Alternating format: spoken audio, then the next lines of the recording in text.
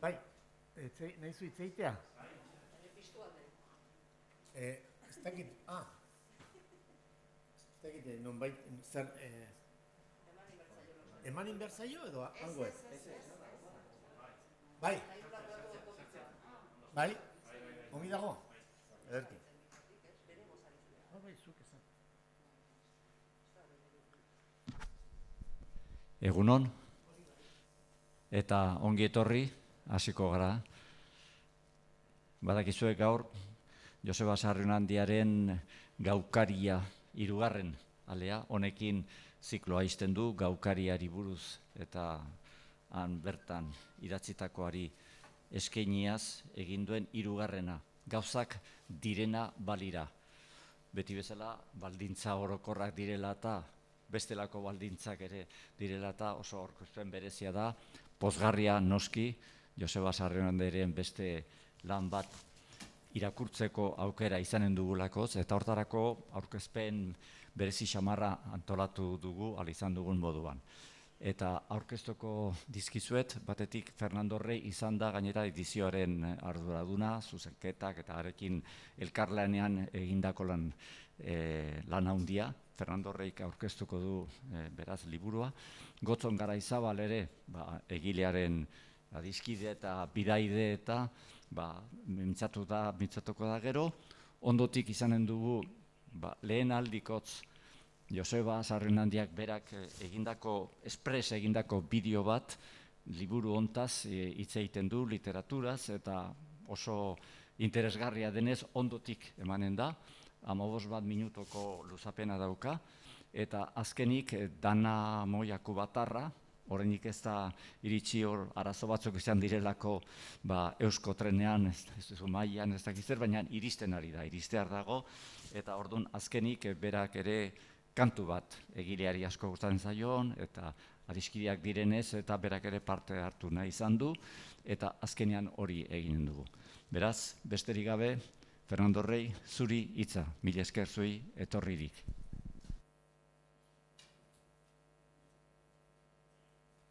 Egunon guzioi, esan bezala, Habanako Gaukariaren hirugarren liburu hau, trilogia hontako hirugarren liburua aurkeztu behar dugu orain. Gauzak direna balira, izenburukoa.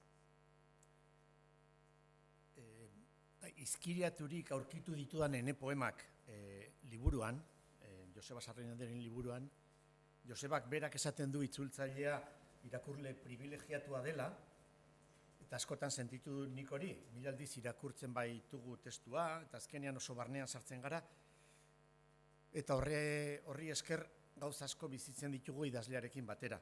Oraingo honetan, itzultzaile ez baizik eta editore eta zuzentzaile lana tokatu zait Joseba Sarrionandiarekin aurreko liburuan bezala, eta laguntzaile ibili naiz, eta lantegi hontan ere berdin sentitu naiz, irakurle privilegiatua. Aukera izan dut askotan irakurtzeko testua, idazlearekin 11 aldiz hitz egiteko hontaz eta hartaz, eta orduan saiakeraren sakonetan sartu naiz. Horregatik dut zer esana, besterik gabe. Baina gehiegi ez dut nik esan nahi, berak hitz eginen baitigu, gero, bideo bidez. Zorionez, hemen dugu, ez dakigu noiz izanen dugun hemen Joseba Sarrionandia fisikoki, baina hori ez da kontua, eta hori ez da orain importantea, bere liburua baizik. Idazleak hitz egiten du bere obraz, eta obrak hitz egiten du idazleaz, eta gero mintzatuko zaigu luze. Beraz, nik 4 ideia esan behar ditut, besterik ez. Saiakera berezia da hau, Habanako Gaukaria osatzen duten 3 liburuak dira saiakera berezi bat, mesanotxeko liburu ederra, Sarrionandiak mimoz prestatutako edaria. Guk tantaka, sortaka, edan dezakeguna. Esan nuen eta berrez diot, Sarrionandiak dosi txikitan eskaintzen dizkigu bere gogoetak, hemengo eta hango liburuetan aurkitutako gauzak, egunerokoan berak bizitakoak, jakinduria, ironia, ikerketa lana, eta apaltasunez proposamen bat eta galdera bat egiten digu. Nik hau aurkitu dut, nik hau pentsatu dut, nik gogoeta hau egiten dut, niri gertakariek gogoeta hau pizten didate, zuk ze uste duzu? Nik bezala pentsatzen duzu? Antze usten digu galdera eta liburu guzia alde hortatik da iradokizun bat, antxe eskaintzen zaiguna. Liburu honetan denetik aurkituko dugu, bizitza ere gauza asko osatzen baitute, bizitza asaldatzen eta gozatzen diguten gertakari handi eta txikiei buruzko gogoetak, gure kulturaren muin den euskarari buruzko gogoetak, orainari eta iraganari egindako begiratua, eta egunkari bat denez, gaukari bat, gauza asko topatiko ditugu. Bizipen personalak, alabaren galdera bitxi eta inozenteak, umore tantak, Euskal Herria, Katalunia, pandemiari buruzko gogoetak ere bai, nasobukoa, haiek Kuban maskarari, musukoari deitzeko duten hitza, Ernesto Cardenalen oroitzapena, edo Auteren kanta ezagunenaren itzulpena, indigenek jasandako izugarrikeriak, kapitalismoaren kontradizioak, sorginak, kanibalismoak, gauza asko. Bada bat, nik nabarmenduko nukeena, kontu personala da, esklabismoari buruzko gogoeta. Esklabismoari buruzko gogoeta luzea egiten du, Euskaldun esklabistei buruzkoa. Aipamenak eta kronikak. Honek zer pentsatua ematen digu, baten batia ditu diot berriki oso ikuspegi erromantikoa zuela eta zabaldua dagoela Euskaldunez, eta Euskalduna izatea eta zintzotasuna elkarri loturik baleude bezala, eta ausardiaz eta zintzo orkesten digu sarrin handiak egiazko errealitate ezin ilunago hori Euskaldun esklabistek zer egin zuten Ameriketan. Gauza asko orkesten dizkigu eta gogoeta asko ematen dizkigu. Eta nola ez, hori dena Euskara aberatsean idatzia dago, aberastasun lexiko eta sintaktiko handiarekin, galtzeko bidean dauden hitzen erreindikazioa eta gogoeta filologikoak ere egiten ditu. Eta liburua, laburbilduz, nik esan nuke utixia dela. Gozada bat, zoragarria. Eta literatura gauza ederra du. Gauden tokitik mugitu beharri gabe bidaiak egiten alditugu beste herri batzuetara, beste garai batzuetara, beste persona batzuen hausnarketa eta sentimentuetara ere. Orduan hori ez, horrekin bukatuko dut. Sarrionendiak bidaia berekin batera egitera gonbidatzen gaitu, bidaia bat, egunez egun, bere egunkari edo gaukari lagun, bai bizipen gogoeta askotara. Merezi du bidaiak, benetan, orain arte ezagutzen ez genituen gauza eta toki asko erakutsiko dizkigu Josebak. Gozatu dezala irakurleak, ni gozatu dudan aina. Besterik ez.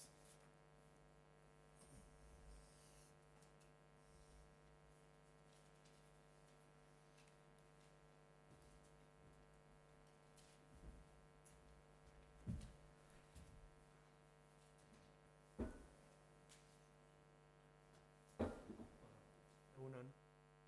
Hortzen gara izabarnaz, sarriren Josearen lagun eta argazkilaria beste gauza batzuen artean. Nire aportazioa liburu honetan bi tanta besterik ez die itxaso baten, oso puntuala, behar bada aportazio anekdotikoa bai bada. 2019 urtean, bigarren esan nintzen sarrirekin Kuban, eta beste gauza batzuen artean, bai argazkiak egiten egon nintzen. Eta argazki horiek, berarekin konpartitzen dituen. abar, gauetan egoten ginen nien hizketan eta hitzaldi luzeetan, eta egia esan beti argazki bakotxeko kanbera komentario bat, historio bat, beti luzatzen zuen, beti luzatu egiten zuen azalpena, eta bueno, elkarrizketa horietatik irten zen ideia, bere ideia, bertako orduan txataratako argazki batzuk liburuan sartzea. Aratxe eskatu zidan, eta, bueno, bere begiratzeko moduak ikusten nituenan, eta esan nizkion, bideriko nizkiola. Justo sarri liburu hau idazten nebilen, nik bigarren liburua irakurri berri, eta, bueno, horren hausnarketak eta egiten, bera bauen ja begiratzeko moduak aztertzen, bai. Bi argazki sartu ditu, bata Malekoikoa eta beste bat New York hotelekoa. Bietan ura da gidari. Uraren isladak eta erreflekuetan nukan begirada ipinita, Kuban, Alabanan, bereziki euri egiten duenean putzuak sortzen dira, eta putzu horretan, nik ikusten nuen hor, errealitate invertido bat, ez? Ze Labana oso hiri bizia da, danetari gertatzen da, momentu, denbora labur baten, usaiak gurutzatzen dira, koloreak, irudiak, soinuak oso hiri bizia da, eta zer gertatu daiteken hiri bat da, bai. Eta horretan, New York hotelarietara nion argazki bat, eta realitate invertido horretan kuriosua egin zitzaidan, nolan ikusten ditugun gauzak, ez? Eta argazkia ikusten bat, argazki normal ematen du, baina gero buelta ematen badiozu argazkiari, horrelako lasaitu bat hartzen dauen argazkiak edo ez, segun eta zelan interpretatzen da. Horregatik, interpretazio eta joku bisual bat zegoen argazki serie horretan, eta berarekin hori gozatu egin genuen. Gero liburua ikusi nuen bera bidali zidan, eta nik ez nekien nola ditzen zen liburua, izen buru eukan, eta ikusi nuen, gauzak direna balira, ez dakiz zer dan, berarekin hitz egiten, eta bera barrezka esaten zidan, egotzen behitu hau koinzidentzia poetiko bada. Aztutan nukain buelta eman genionik errealitateari, baina koinzidentzia poetiko bada. Eta, bueno, hoize da nire ekarpena, momentuak, begiradak, ikusteko moduak, eta behar bada igual, sarrik bai hautatzen duen begiradarekin bat egiten dudala, edo ikuspuntuarekin. Nolan ikusi, nolan kontatzen diren gauzak, segun eta nolan kontatzen ditugun, egia bihurtu ez interpretazioak. Eta besterik ez, eskerrik asko.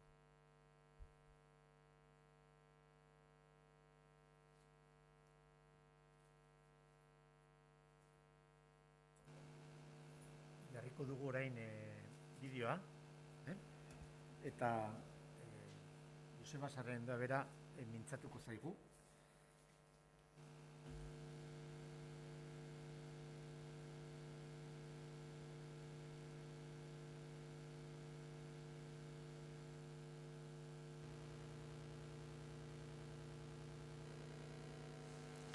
Egunon, pixka lekuz kanpo sentitzen naiz, idazlea naiz, eta liburuak egiten ditut, eta ezaite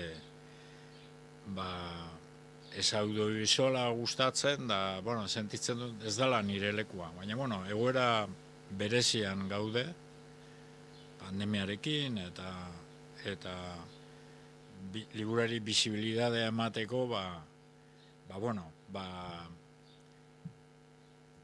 arraina uretik kanpo bezala hitz egingo dut ez mikrofon honen aurrean. Gauza direna balira deitzen da, eta egunkari formakoa da, ezta.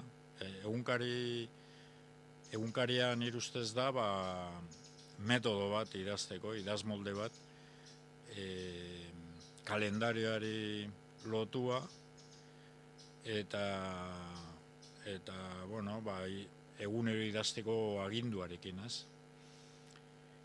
Hala ere, ez da egunkari intimoa edo diario intimoa deitzen dana normalean, baizik eta saiakera ingurua eta mundua ulertzeko saiakerak edo esperimentuak dira, ezta?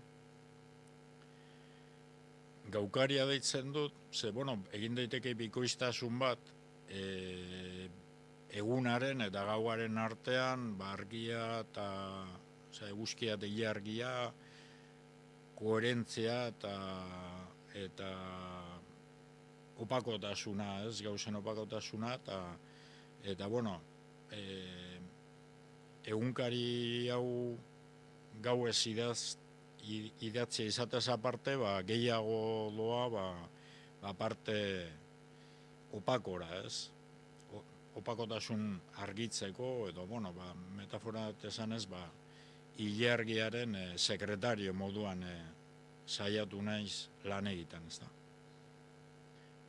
Hau da, serie baten 3. partea, liburu bakoitza edo proiektu bakoitza da egitura bat, idazmolde bat, eta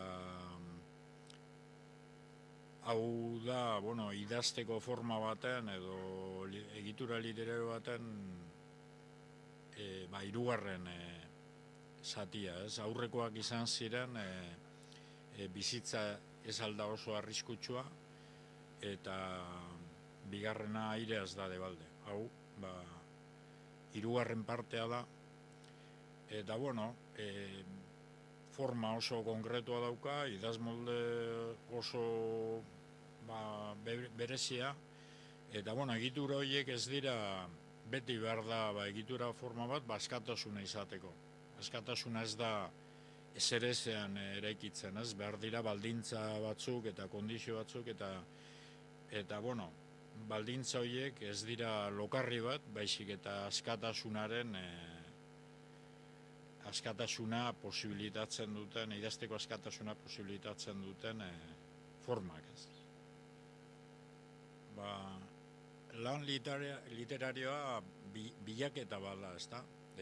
Zeren bilaketa, nire ustez, konparaziorako antzinako esploratzaile konkistadoreak ibiltzen zen, doratuaren bila, ez da? Alvarado, Orellana, Pedro Ursúa, Lope Agirre, era diferentean bilatzen zuten zerbait urruna, eta nire ustez literatura eta politika azken baten olako zerbait da, ez?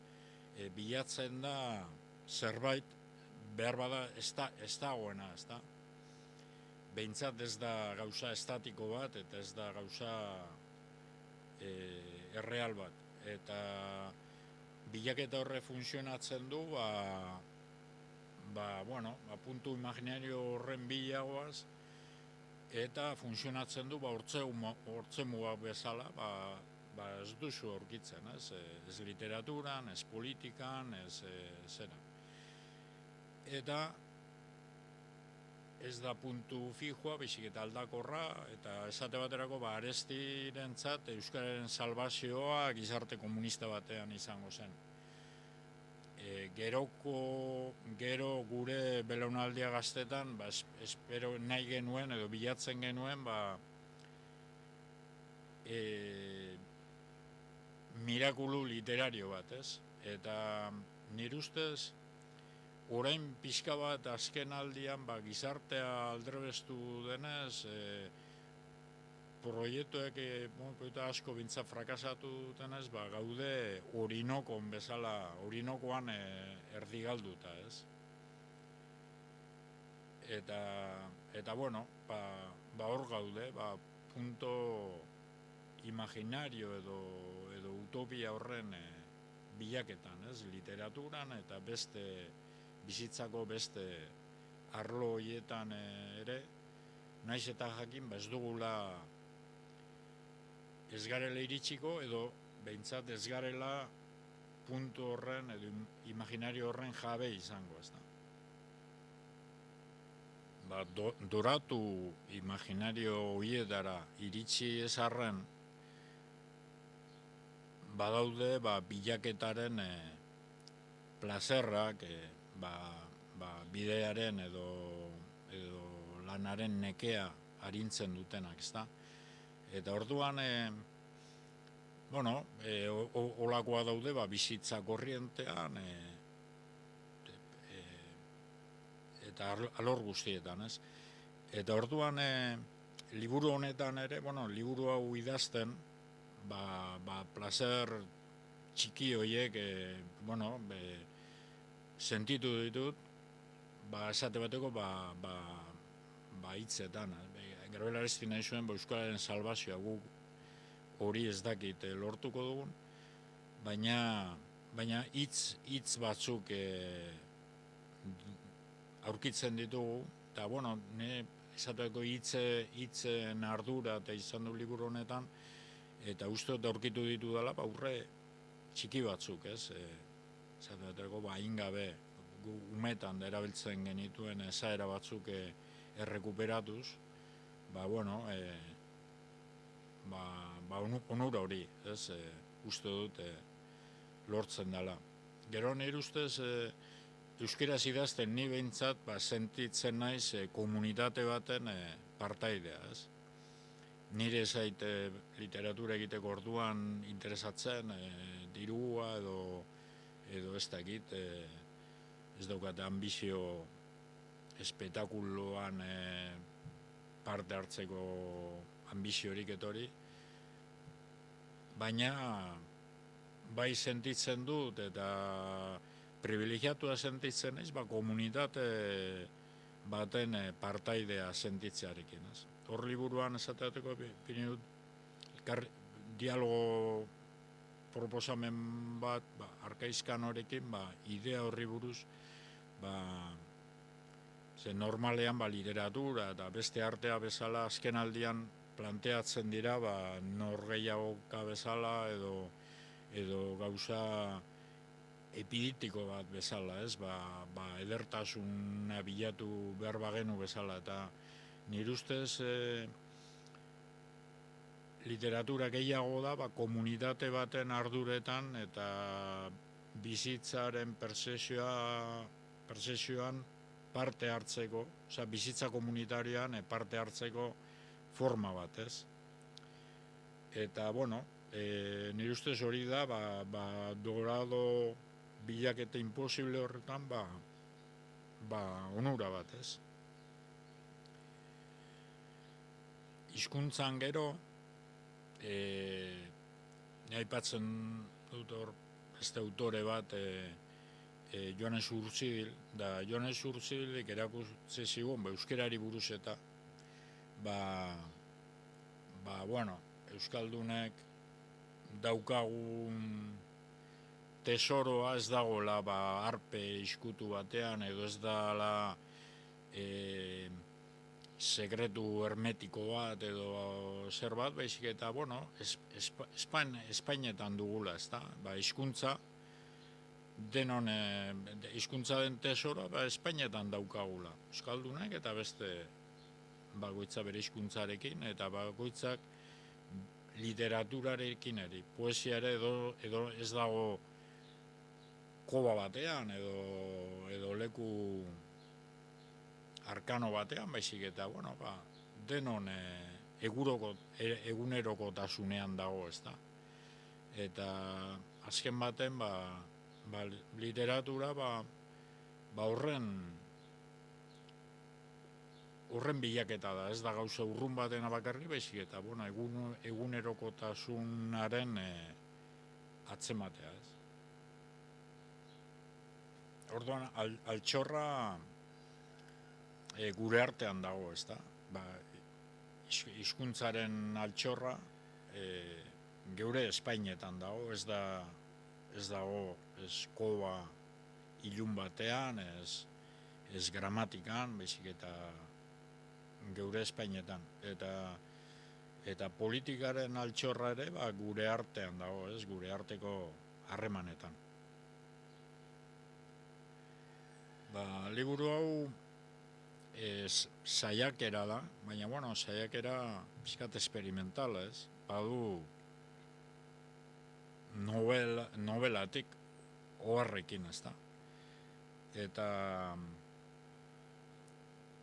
Eta hori, bueno, hainbat gai, hainbat pertsonaje hartzen dira,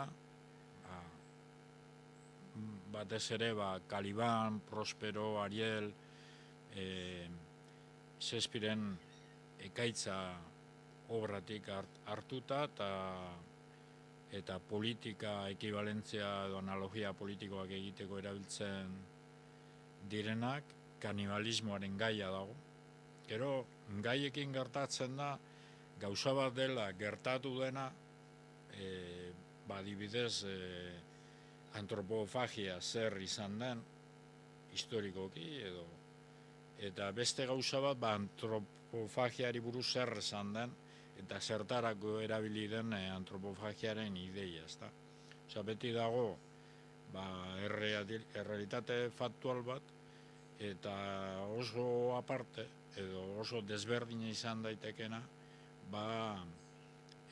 horri buruzko diskursoa, retorika, eta hori. Gaurko gizartean, gizarte oso mediatizatuan bizi gara, eta hori gai printzipala da, banaketa hori, ez, bikoiztasun hori, gertaeren eta erretoriken artean, ez da, erretorikek jan egiten dituzte gertaerak, ez. Kanibalismoaren gaia da adibide bat. Habanako bizimodua, denbora honetan, nahiko komplikatu izan da, ez.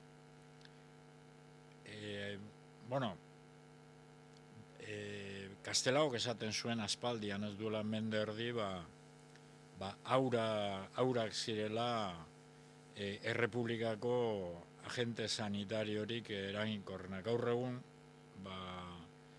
alde horretatik, osasun aldetik, isla oso ondo dago, ez? Hala ere, pixka bat, Habanako bizimodua komplikatua da. Pixka bat da, oianeko ekonomia aldetik eta beste alde bat pixkat oianean ibiltzea bezalakoa da, ez? Pixka bat hiria, pixka bat selba da, ez? Habana hiri arraroa da, ez da? Selban doanak guakamaio bat edo ornitorrinko bat aurkitzen du, eta hemen egunero dago sorpresa bat, ez da gizarte estable bat, eta dakizuna zelan funtzionatzen duen, ez? Euskal Herrian igual planak egin ditzakezu urtebetekoak, ez? Da hemen urrengo 5 minutukoak ere ezin dituzu egin. Carpentier deitzen zion errealismo magikoa, ez da? Eta esan daiteke, errealismo sozialista ere badela, ez? Gizarte desestrukturatu batean, edo larre strukturatu batean bizitzearen ondorioa direla, ez? Gero, gauza bat da liburua idaztea, eta beste bat nork irakurriko duen eta zer irakurriko duen. Ustez, ideia interesante bat da audiovisualen nagusitasunarekin eta medioen irakurtzearen balioa pixka trasladatu egin dela autoreagandik irakurlearen gana, ezta? Aspaldi idatzen liburu titulu baten hori, benetako autorea gaur egun irakurlea dela, ezta? Eta irakurtzea, telebista ikustearekin konparatuta, irakurtzea dela autoretza, oza, benetako autorea literaturan, irakurlea dela. Ni ustez, idea oso esanahitsua dela, ez? Gauzak nola ari diren bilakatzen esplikatzeko.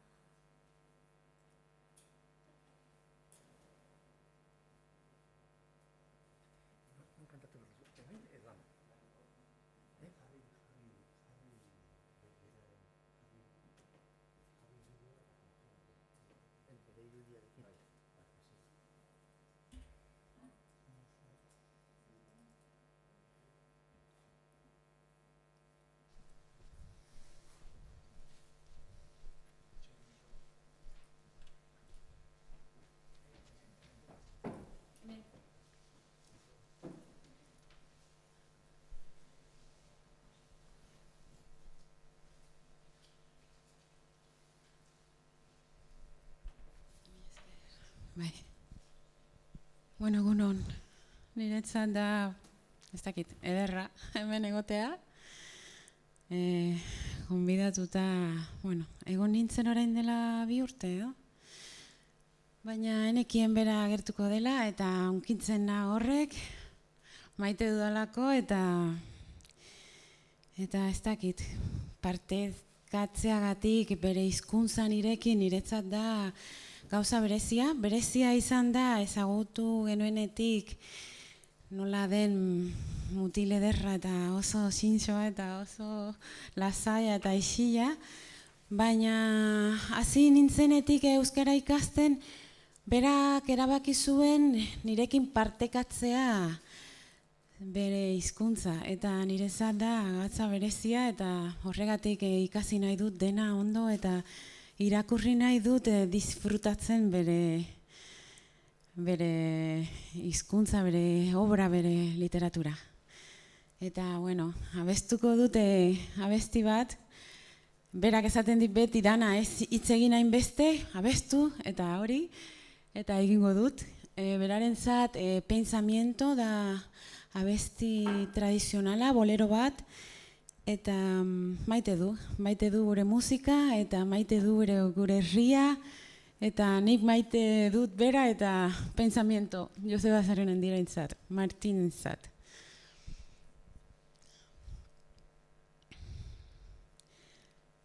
Pensamiento, dile a fragancia que yo la quiero, que no la puedo olvidar, que ella vive en mi alma, anda y dile así, dile que pienso en ella, aunque no piense en mí. Dile que pienso en ella, aunque no piense en mí. Anda, pensamiento mío, dile que yo la venero, dile que por ella muero.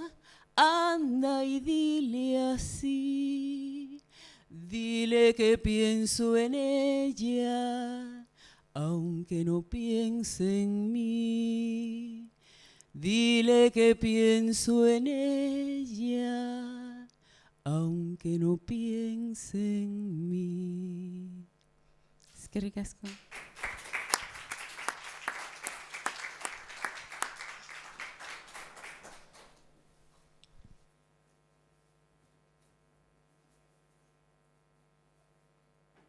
Besterik gabe, aki dela, bukatu dugu, eta zuetako norbaitek zerbait nahi baldin badu, kanpoan saiatuko gara laguntzen o galderi erantzuten. Ez dakit posible den, baina galderak egiten dire edo posible da? Gau, mikrofonik gabe, ezin da. Igual bai. Nahi baduzue galderarik edo horrengatik hori esatean joan pixka bat bukatzeko, amaitzeko, baina nahiko zaila. Beaz, bueno, Pamielaren izenean eta Joseba eta aurkeztu dutenen izenean mila esker etorririk eta irakurketa on.